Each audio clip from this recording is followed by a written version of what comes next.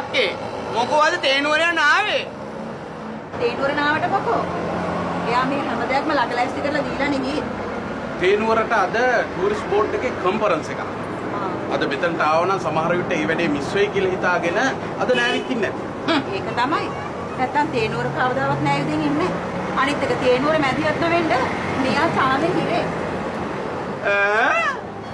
මැදිහත් නොවෙන්න? මැදිහත් වෙන්න එපා.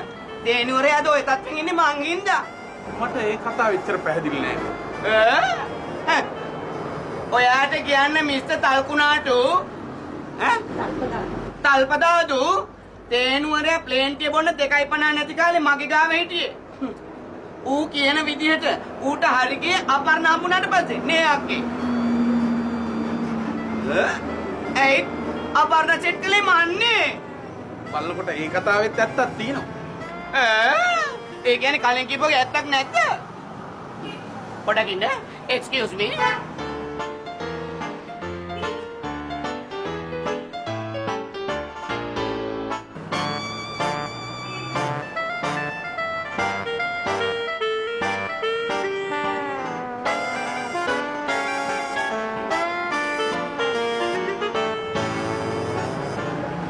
ඔය දැන් මම දුවන්නේ.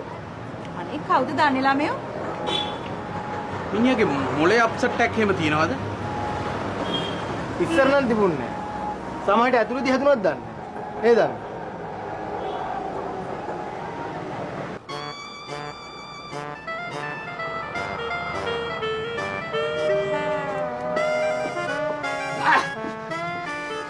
කාලයක් එකම තැන ඉඳලා මගේ අතපය හිරිවැටිලා වගේ යන්නේ.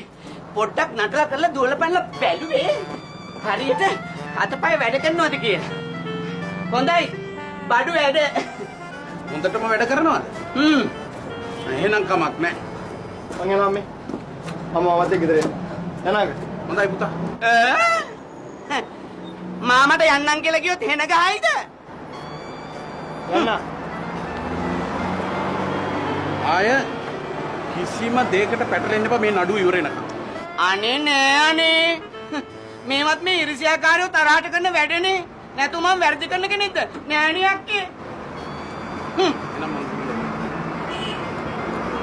මේ මිස්ටර් තල්පදාදු ඔයාට එකේ පන්තියයි පහේ පන්තියයි නැතුව ළමයෙක් ඉස්කෝලේකට දාන්න ඕනේ නම් මාව හම්බෙන්න ඕනේ.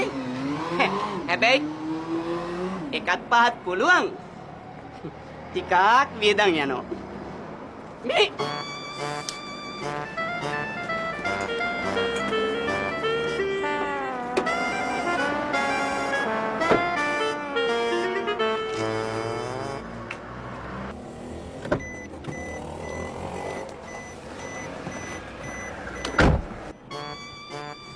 මොකක්ද අනේ ඔයා ඒ කරපු වැඩේ තේරුම?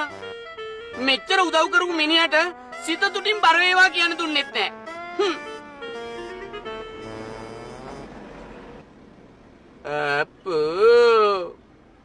ආයෙ දුවන්න හිතන හිරේටම.